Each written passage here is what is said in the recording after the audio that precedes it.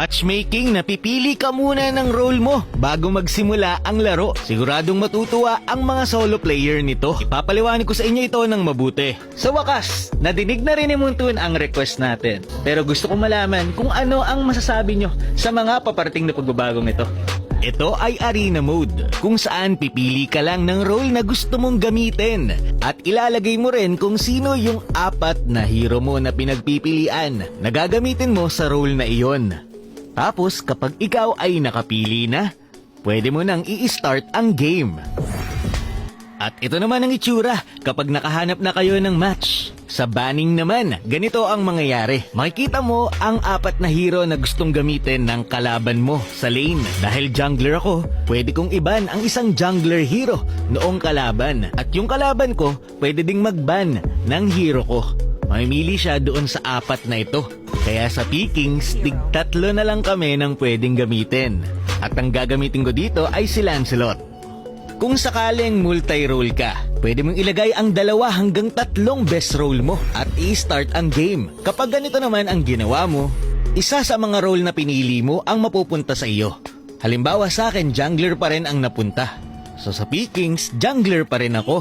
Ganito naman ang itsura kapag loading na sa match. Makikita mo ang rank ng mga kakampi mo.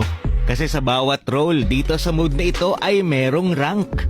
Kaya kung sakali na ikaw ay manalo sa game, magkakaroon ka rin ng dagdag star. Magra-rank up ka din dito sa bawat role. At ito yung mga rank na yun. Madadagdagan din ang win rate mo kapag naglaro ka dito. Ngayon naman, para sagutin ang katanungan na paano kung gusto mong gumamit ng kakaibang pick kagaya ng gold lane pero mage. Pwede pa rin naman. At magagawa mo pa rin ito.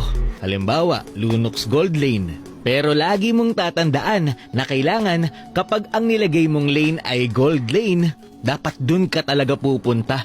Kasi kung hindi mo susundin ang lane na nilagay mo, kagaya dito, Gold Lane ang role ko. Pero nagpunta ako sa mid kasi nga Valir yung hero ko. Kahit manalo ako, hindi ako magkakaroon ng star.